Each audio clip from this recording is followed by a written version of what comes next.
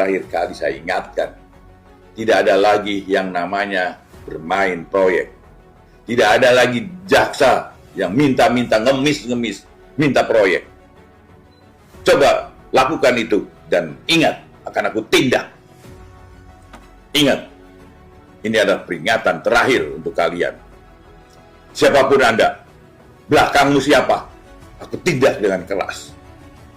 Karena ini perbuatan tercela, penyalahgunaan jabatan lainnya. Jika ditemukan masih ada pegawai yang tidak mengindahkan peringatan ini, maka jabatan saudara akan saya copot dan saya pecat bila perlu.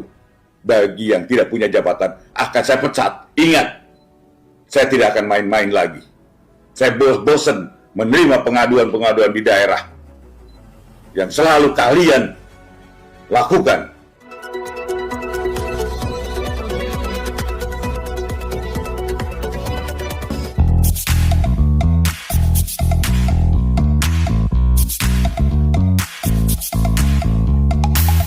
Jaksa Agung Burhanuddin, sosok yang berani ungkap tata kelola Pertamina badan usaha vital milik negara.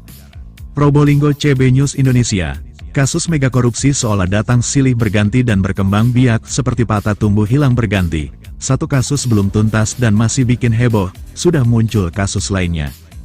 Baru-baru ini, terbongkarnya dugaan kasus oplosan BBM jenis RON 90 Pertalite menjadi RON 92 Pertamax, yang diduga merugikan negara hingga 193,7 triliun rupiah. Kejaksaan Agung Kejagung telah menetapkan beberapa tersangka dalam kasus dugaan korupsi tata kelola minyak mentah dan produk kilang pada subholding PT Pertamina dan kontraktor kontrak kerjasama KKKS tahun 2018 sampai tahun 2023 itu. Ini pun tak lepas dari kerja keras sosok Kejagung Burhanuddin. Kasus ini bermula ketika periode tahun 2018 sampai tahun 2023, saat pemerintah mencanangkan agar pemenuhan minyak mentah wajib berasal dari dalam negeri. PT Pertamina kemudian diwajibkan untuk mencari pasokan minyak bumi dari kontraktor dalam negeri sebelum merencanakan impor. Hal itu sebagaimana telah diatur dalam Pasal 2 dan Pasal 3 Peraturan Menteri ESDM Nomor 42 Tahun 2018. Namun ternyata, para tersangka diduga melakukan pengkondisian dalam rapat organisasi hilir RON. Hasil rapat dijadikan dasar untuk menurunkan produksi kilang sehingga hasil produksi minyak bumi dalam negeri tidak sepenuhnya terserap. Pada saat yang sama, produksi minyak mentah dalam negeri oleh KKKS juga dengan sengaja ditolak. Alasannya, produksi minyak mentah oleh KKKS tidak memenuhi nilai ekonomis. Padahal harganya masih sesuai harga perkiraan sendiri HPS. Produksi minyak mentah dari KKKS juga dinilai tidak sesuai spesifikasi. Padahal faktanya, minyak yang diproduksi masih dapat diolah sesuai dengan spesifikasi. Untuk memenuhi kebutuhan dalam negeri, maka PT Kilang Pertamina Internasional melakukan impor minyak mentah, dan PT Pertamina Patra Niaga melakukan impor produk kilang. Di mana perbedaan harga pembelian minyak bumi impor sangat signifikan dibandingkan dari dalam negeri. Dalam hal ini, Jaksa Agung ST Burhanuddin buka suara, kekhawatiran masyarakat mengenai adanya BBM Pertamax dari Pertamina, yang diduga dioplos imbas dari terbongkarnya kasus dugaan korupsi tata kelola minyak mentah, dan produk kilang pada PT Pertamina Subholding dan kontraktor kontrak kerjasama KKKS tahun 2018 sampai tahun 2023. Burhanuddin mengatakan, bahwa kondisi bahan bakar minyak atau BBM Pertamax yang beredar di pasar saat ini sudah sesuai standar Pertamina. Ia pun menegaskan, bahwa waktu terjadinya perkara itu adalah pada tahun 2018 sampai tahun 2023, sehingga Pertamax yang diproduksi setelahnya tidak berkaitan dengan objek penyidikan. Bahan bakar minyak sebagai produk kilang yang didistribusi atau dipasarkan oleh PT Pertamina saat ini adalah baik, dalam kondisi yang baik, dan sudah sesuai dengan spesifikasi, ujar Burhanuddin di Gedung Kejaksaan Agung, Kamis tanggal 6 Maret tahun 2025. Terungkapnya kasus korupsi di Pertamina ini tidak lepas dari jasa ST Burhanuddin sebagai Jaksa Agung yang memiliki peran sentral dalam penetapan kasus rasuah. Dia bahkan sukses mengungkap sejumlah kasus korupsi kelas kakap atau big fish yang merugikan keuangan negara ratusan miliar hingga triliun rupiah.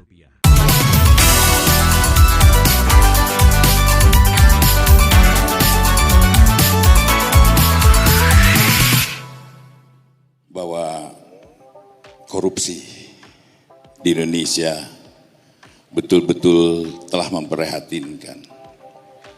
Bahkan setiap saat, setiap waktu, Bapak Presiden selalu menyampaikan bahwa kebocoran yang terjadi adalah hampir bahkan lebih dari 30% dari anggaran. Kepala BPK barusan yang tertib betul-betul sesuai dengan ketentuan yang berlaku hanya 9%. Artinya yang 91% masih insya Allah. Dan itu adalah saya harapkan dengan teman semua. Yang apa yang disampaikan oleh Pak Ateh, tolong tindak lanjuti, benahi. Di dalam Astacita,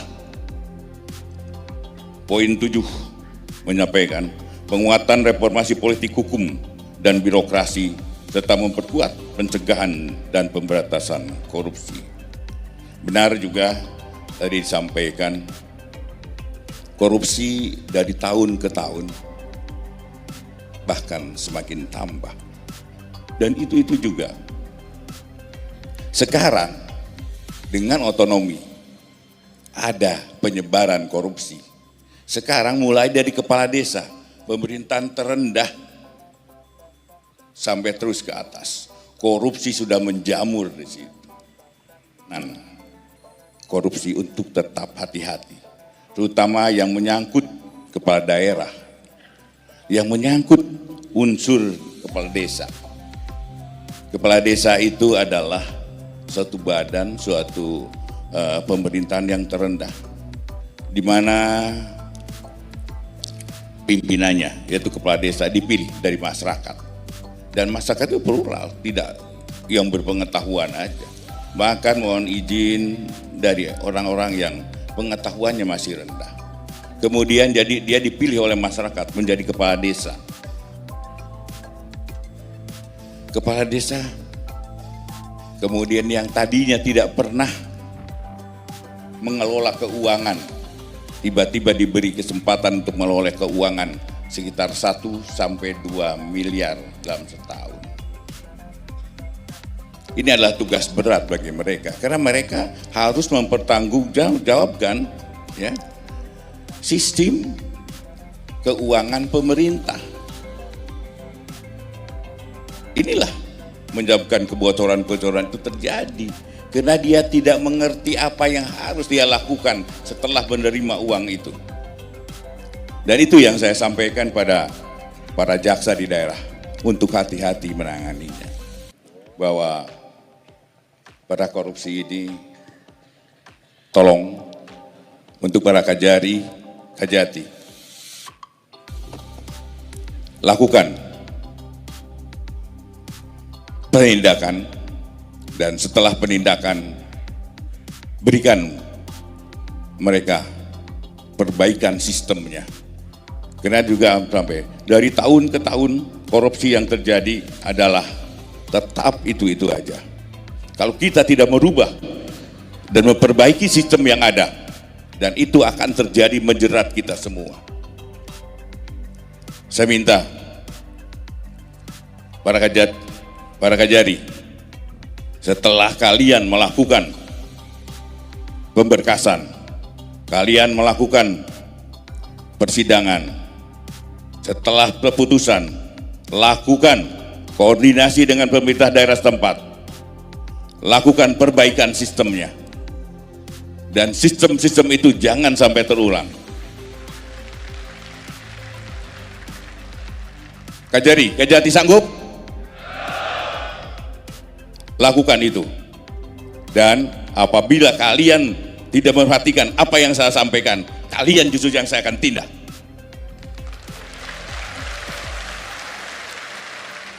Berikut rangkuman informasi selengkapnya. Sanitiar Burhanuddin atau yang akrab dengan ST Burhanuddin lahir di Cirebon tanggal 17 Juli tahun 1954.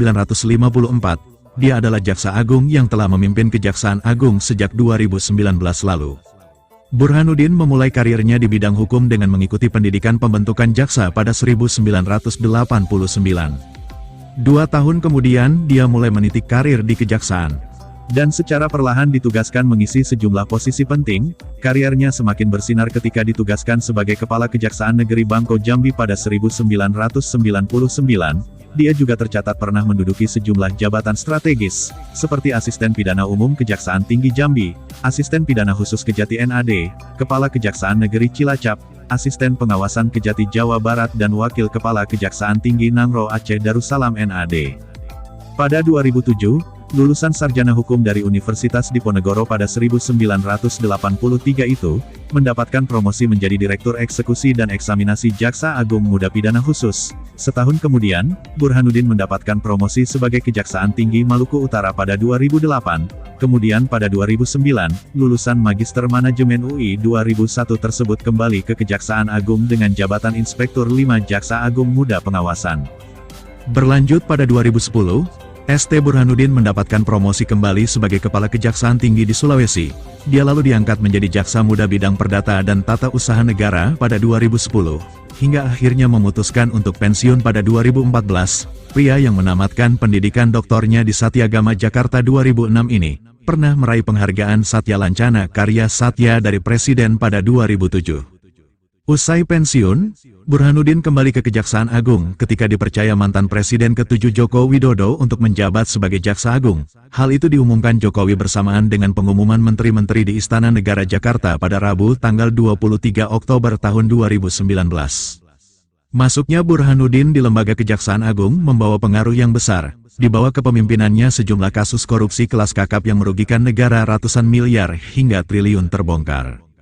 Satu kasus mega korupsi yang berhasil diungkap oleh tim Jaksa Agung Muda Tindak Pidana Khusus Jampitsus Kejaksaan Agung adalah perkara dugaan tindak pidana korupsi tata niaga timah, wilayah izin usaha pertimbangan IUPPT Timah Terbuka periode tahun 2015 sampai tahun 2022, yang merugikan negara hingga 300 triliun rupiah. Terbaru, Kejagung sedang memproses dugaan korupsi tata kelola minyak mentah dan produk kilang pada PT Pertamina Subholding dan kontraktor kontrak kerjasama KKKS tahun-tahun 2018 sampai tahun 2023. Perkara rasuah ini merugikan negara senilai 193,7 triliun rupiah pada tahun 2023 saja. Adapun waktu perkara tersebut terjadi pada tahun 2018 hingga 2023. ST Burhanuddin pernah dikaitkan dengan inisial BR di Action Plan surat dakwaan mantan Jaksa Pinangki Sirna Malasari. Action Plan ini terkait dengan pengurusan fatwa di Mahkamah Agung untuk membebaskan buron Joko Chandra pada 2020 lalu. Dalam proposal itu, Pinangki mengurus fatwa Joko Chandra atas backingan ST Burhanuddin. Artikel informasi dilansir dari berbagai sumber pemberitaan nasional. Mamat Abdullah dan Gogon Harum, koresponden CB News Indonesia mengabarkan dari kota Probolinggo, Jawa Timur.